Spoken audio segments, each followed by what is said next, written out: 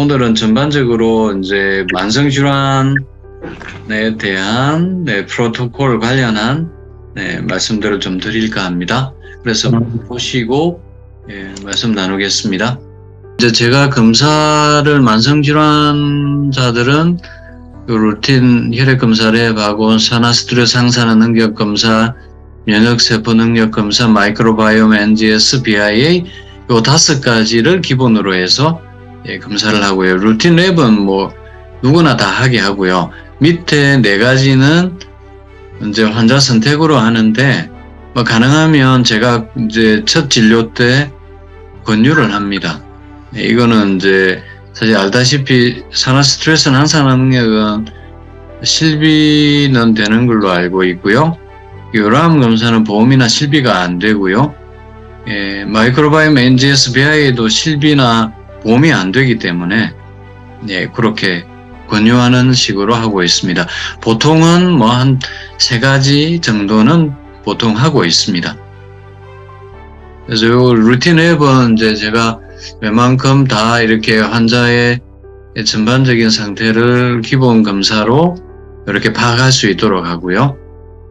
그래서 이거는 뭐 모든 만성질환자, 그 다음에 암 환자는 똑같이 이렇게 하고 있습니다. 특별히 이제 추가로 들어가는 경우는 이제 갑상선 질환이 있는 경우에 갑상선 호르몬 검사, 그 다음에 이제 난소나 뭐 이쪽의 문제는 여성 호르몬 검사도 병행을 하고요. 그 다음에 당뇨 환자는 인슐린 검사도 같이 꼭 첨가를 합니다. 아시다시피 이제 뭐 인슐린 저항성 문제뿐만 아니라 이게 이제 고인슐린 혈증 같은 경우는 이제 인슐린 저항성으로 연결이 되는데 또 이제 췌장 쪽 그 인슐린 분비에 문제가 있는 분들이 또 한 반 정도는 되더라고요. 그래서 인슐린 검사도 같이 꼭 이렇게 하고 있습니다. 그리고 비타민 D가 대부분 뭐 99%거든요. 대부분 뭐 이게 기준치 이하이기 때문에 비타민 D 검사도 꼭 하고 있고요. 소변 검사를 통해서 폐하 검사 꼭 확인을 하고 있습니다. 그 다음에 이제 보통 CRP 검사는 안 하는 경우가 많은데 저는 꼭 이거를 기본 검사로 하고 있습니다. 많은 만성질환 암 환자분들이 염증 수치가 높기 때문에 그렇습니다. 그 다음에 이제 이게 이제 항산화 능력 산화 스트레스 검사인데 보시다시피 산화 스트레스 활성산소 검사죠. 이게 안 좋은 케이스가 뭐 70-80%고요. 항산화 능력도 50% 이상이 뭐 노말이나 푸어 상태로 있기 때문에 이걸 꼭 체크를 하게 합니다.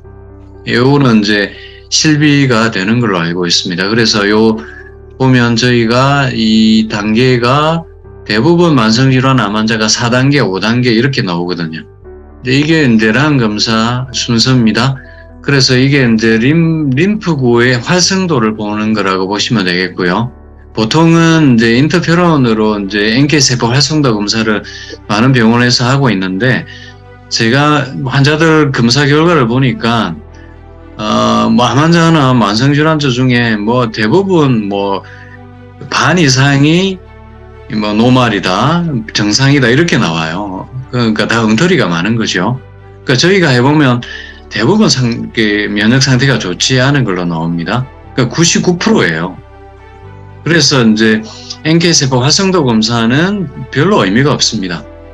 보험이 되긴 하지만. 그래서 이 검사는 이제 어쨌든 림프구를 직접 암세포가 들어있는 시험관에 넣어서 암세포의 표시 물질을 흡입시켜 놓아서 이제 이걸 수치화하는 거죠. 파괴되어서 나오는 표시 물질을 수치화하는 게 굉장히 정확한 이제 면역력을 볼 수 있고요. 이 검사법은 ATK라고 해서 일본에서 만들어진 검사법입니다. 저는 이제 10년 전부터 해왔고 이 검사는 강원대 이제 면역학 연구소라고 있습니다. 뭐 저랑 계속 코업을 지금 하고 있는 김명조 교수님이 이 검사를 하고 있고요. 그다음에 이 검사법의 장점이 식소재를 또 림프구에 첨가했을 때 이 림프구가 활성화되면 암세포가 더 많이 파괴되는 거죠. 그래서 이게 자기 체질에 맞는 면역을 높이는 식품, 면역을 높이는 식품이 곧 자기 체질에 맞는 식품입니다. 그래서 체질에 맞는 식품을 하나하나 파악해서 제가 이제 지금 이제 한의사들이 하고 있는 체질 검사 4상, 8상 이렇게 보면 엉터리가 참 많습니다. 그래서 이게 가장 정확한 검사고 체질에 이제 우리가 보통 4상으로 저도 나누어서 보는데 이게 이제 어떤 경우는 이게 경계치 있거나 어떤 경우는 소음인인데도 불구하고 소음인의 음식이 맞는 경우도 있고 다 다른 거죠. 그래서 식소재 하나하나 이렇게 점검이 가능한 겁니다. 그래서 많은 환우분들이 자기 체질에 맞다고 권유해서 먹는 식품이 그렇지 않은 경우가 많기 때문에 이게 꼭 필요하다는 거죠. 그래서 이제 이 검사를 하면 기본적으로 자기 기본 면역력이 이제 본인 면역력입니다.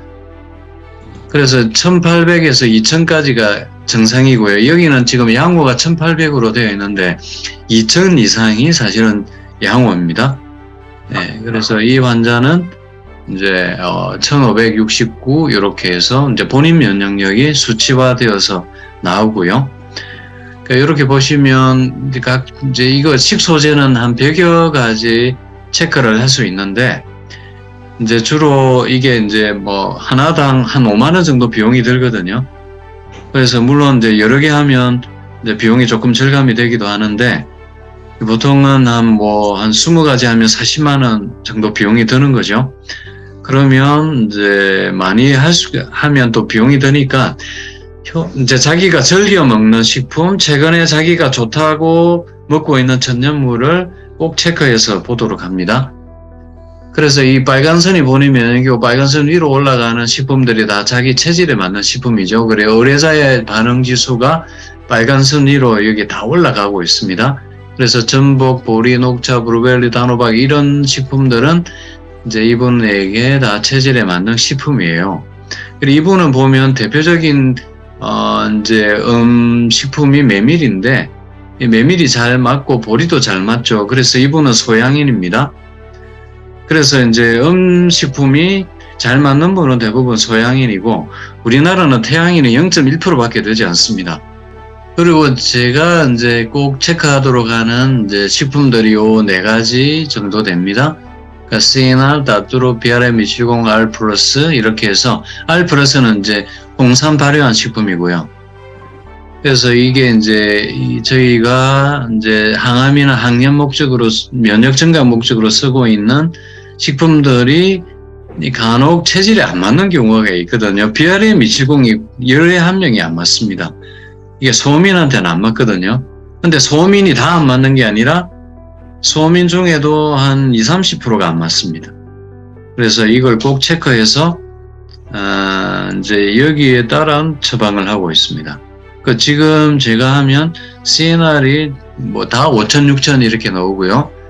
따뚜롭이 아주 좋습니다. 따뚜롭은 특히 체질에 상관없이 대부분 다 높게 나옵니다. 95% 이상.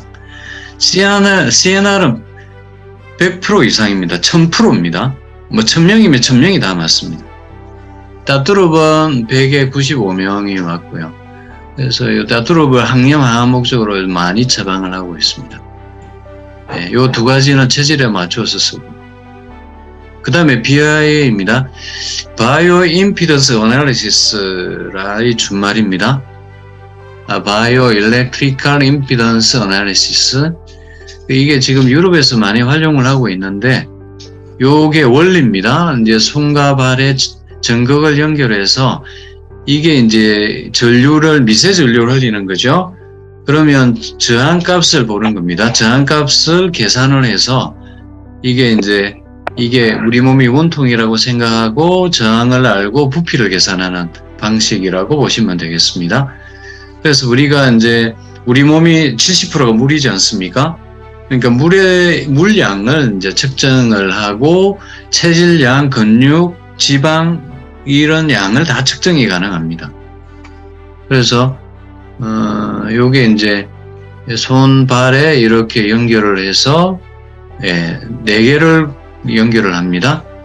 그래서 이제 강도를 보는 거고요.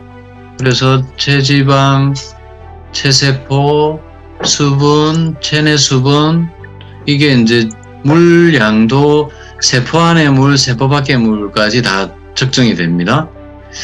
제일 중요한 게 이 페이스 앵글인데, 이제 우리가 전류를 흘려서 세포의 반사되는 각도를 보는 거예요. 그러니까 세포의 건강도를 보는 게 이 페이스 앵글이 가장 정확한 수치고요. 그래서 근육량, 지방량, 체세포량, 수분량 뭐 이렇게 쭉 다 볼 수가 있습니다.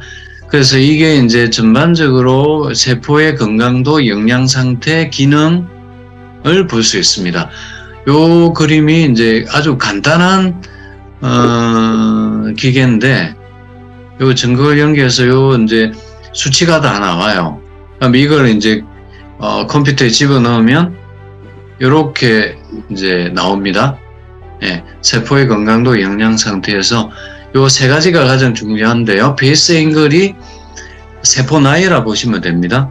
예, 이게 지금 제가 검사한 건데, 이게 나이별로 쭉 이제 기준값이 있고요. 예, 이게 6.6 이상이라야 좋은 거죠. 저는 뭐 6.5니까 뭐 그냥 평균치에 속하는 거고요. 이 수치를 가지고 세포 나이를 알 수 있습니다. 이게 환자들의 예후를 측정할 수 있습니다. 암 환자분들은 굉장히 많이 떨어져 있거든요. 그 자가면역 신부전증, 뭐 당뇨합병증 환자들도 많이 떨어져 있고요. 특히 암 환자들은 특히 사기암 중에서도 이제 굉장히 수술항암 방사선 다 하고 재발되는 환자들은 이 수치가 굉장히 많이 떨어져 있습니다. 그래서 저는 이걸로 예후를 봅니다. 이게 거의 뭐 다른 어떤 것보다 정확하게 맞아떨어집니다. 저는 이걸로 이 사람 6개월, 이 사람 1년, 이 사람 2년 이렇게 봅니다. 물론 이것을 6개월마다 또 측정을 해서 변화가 가능한 거죠. 그래서 이 검사는 10분 만에 결과가 나와요. 그래서 굉장히 정확하면서도 환자 예후를 상태를 알 수 있는 좋은 검사입니다. 바이오 커패시턴스, 이거는 이제 에너지 값입니다. 779가 정상인데 이게 지금 제가 조금 떨어져 있는 상태고, ECM, BCM은 체질량을 봅니다. 영양 상태 보는 거죠. 얘는 이 1.11보다 낮아야 좋습니다. 예, 저는 이제 정상 범위에 있고요. 인터셀룰러 워터, 이 기준값보다 높아야 좋겠죠. 예, 저도 이제 정상 범위에 있고요. 그다음 두 번째 장에 보면 익스트라셀룰러 워터, 세포 밖의 물이 이 기준값보다 적어야 좋고요. 근데 환자들이 이 물이 세포 기능이 막의 기능이 떨어져 있기 때문에 오히려 세포 밖에 물이 많습니다. 이거는 디하이드레이션, 영양 불균형, 호르몬 불균형, 독성을 다 알 수 있습니다. 그럼 기초대사량, 남자는 1800 이상이 정상인데 저는 근육량이 적기 때문에 기초대사량이 많이 떨어져 있고요. 체중, 이제 지방 세포는 저는 지방이 굉장히 적죠. 저는 지방이 거의 없습니다. 뭐 바디 매스는 그런 대로 괜찮은 편이고요. 그래서 이제 이런 것들을 중심적으로 보고 있습니다. 안녕히 계세요, 여러분. 저는 조병식 TV를 통해 건강을 되찾아 떠나갑니다. 여러분도 행복하세요.